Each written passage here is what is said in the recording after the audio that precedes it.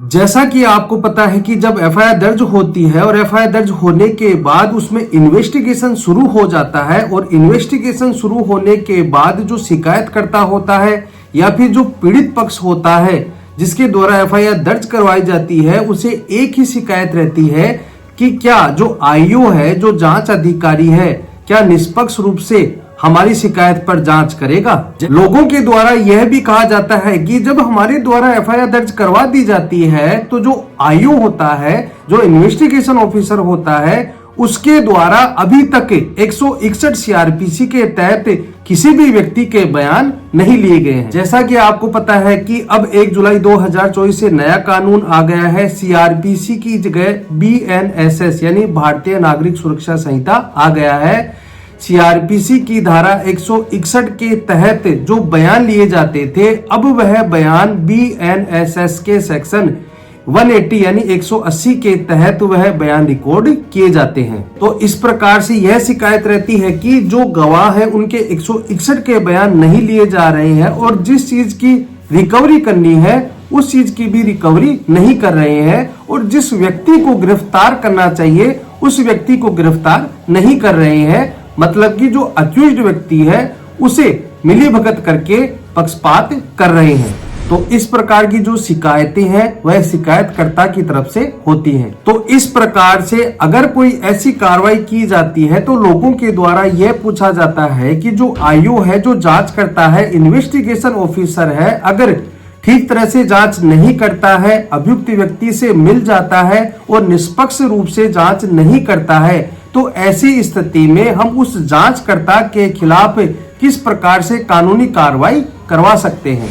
क्या कोई ऐसा कानून है जिसके तहत आईओ के खिलाफ कार्रवाई हो सके, उसके खिलाफ दंडात्मक कार्रवाई हो सके? तो यह सारी बातें मैं इस वीडियो में आपको जरूर बताऊंगा। तो वीडियो को अंत तक जरूर देखें। तो बने रहे वीडियो के अंत तक। मैं वंशाली एडवोकेट और आप देख रहे हैं मंथन एलवी लॉ। वीडियो अच्छा लगा तो प्लीज इसे लाइक करें। अगर आप चाहते हैं कि ऐसी इंटरेस्टिंग वीडियो मैं आपके लिए बनाता रहूं तो प्लीज चैनल को सब्सक्राइब जरूर से कर लें। सबसे पहले तो मैं आपको ये बता देता हूं कि इसके बारे में कानून क्या है और कानून क्या कहता है।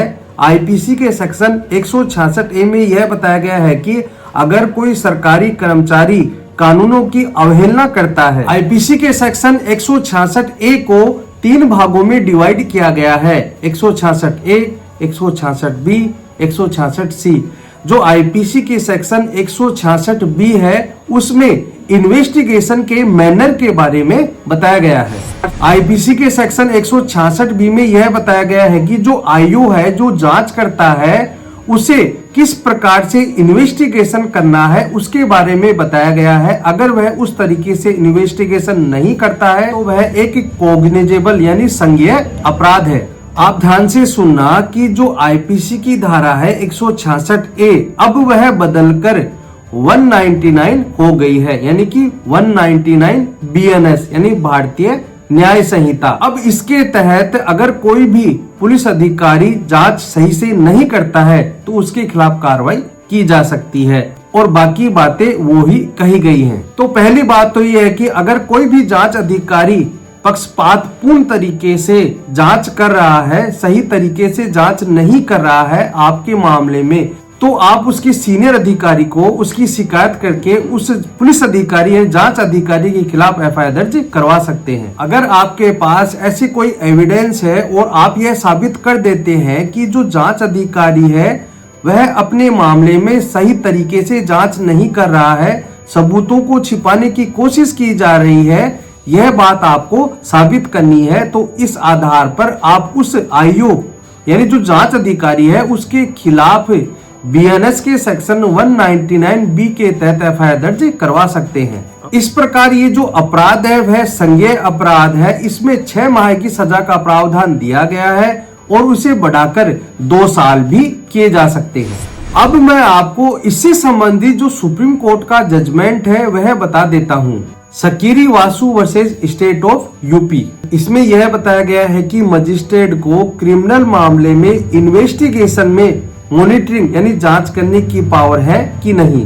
सुप्रीम कोर्ट के द्वारा यह कहा जाता है कि मजिस्ट्रेट इन्वेस्टिगेशन की मॉनिटरिंग कर सकता है। अगर कोई शिकायत करता है, उसे यह लगता है कि जो आईओ है वह ठीक तरीके से मामले की जांच नहीं कर रहा है, तो मजिस्ट्रेट हर वह सूटेबल ऑर्डर कर सकता है जो प्रॉपर इन्वेस्टिगेशन को इंश्योर करे। यहाँ पर सीआरपीसी के सेक्शन 156(3) के बारे में भी बताया गया है कि मजिस्ट्रेट पुलिस को इन्वेस्टिगेशन करने का आदेश करती है। इस धारा के बारे में भी डिस्कस किया जाता है। तो उसी पर सुप्रीम कोर्ट के द्वारा यह कहा जाता है कि मजिस्ट्रेट को 156(3) के तहत इन्वेस्टिगेशन का पावर है और उसी में ही मजिस्ट्रेट को मॉनिटरिंग का पावर है। कहने का मतलब है कि 156(3) सीआरपीसी में जिस प्रकार से मजिस्ट्रेट को पावर है कि पुलिस को वह आदेशित करती है इन्वेस्टिगेशन करने के लिए, उसी प्रकार से इसी धारा में मजिस्ट्रेट को पावर है उस इन्वेस्टिगेशन में नियंत्रण करने के लिए। अब आप ध्यान से सुनना कि मजिस्ट्रेट के द्वारा मॉनिटरिंग किस प्रकार से की जाती है। जब कोई एफआईआर दर्ज होती है, एफआईआर दर्ज होने के बाद इन्वेस्टिगेशन शुरू होता है। इन्वेस्टिगेशन शुरू होने के बाद अगर आपको यह लगता है कि जो आईओ है वह ठीक तरह से मामले की जांच नहीं कर रहा है, तो आप उसके सीनियर अधिकारी को उस आईओ की शिकायत कर सकते हैं। जिस प्रकार से सीनियर अधिकारी को एक एप्लीकेशन दी जाती है, उसके बाद कोर्ट में भी एक एप्लीकेशन देनी होगी और एक प्रोग्रेस रिपोर्ट मंगानी होगी। इसके बाद आप मॉनिटरिंग की एप्लीकेशन दे सकते हैं। केस डायरी को समय समय पर आप सम्मन करवाएं। गवाहों की गवाही अगर दर्ज नहीं की जा रही है तो कोर्ट के माध्यम से गवाहों के स्टेटमेंट को शपथ पत्र के साथ आप आईओ को भेज सकते हैं कि इस बेसिस पर केस डायरी में स्टेटमेंट रिकॉर्ड कर लिए जाएं। तो इस प्रकार से विवेचना के दौरान अगर आपको लगता है कि विवेचना सही तरीके से नहीं हो रही है तो आप लिखा पढ़ी कर सकते हैं। तो इस प्रकार से आज आपको समझ में आ गया होगा कि अगर कोई भी पुलिस अधिकारी अभियुक्त व्यक्तियों से मिल जाता है, जांच सही तरीके से नहीं करता है, तो आप उसके खिलाफ 199(b) के तहत एफआईआर भी दर्ज करवा सकते हैं। दोस्तों आज के लिए इतना ही। वीडियो अच्छा लगा तो प्लीज इसे लाइक करें। अगर आप चाहते हैं कि ऐसे इंटरेस्टिंग वीडियो मैं आपके लिए बनाता रहूं तो प्लीज चैनल को सब्सक्राइब जरूर से कर लें, ताकि जब भी मैं वीडियो अपलोड करूं तो उसका नोटिफिकेशन आपके मोबाइल पर आता रहे। धन्यवाद।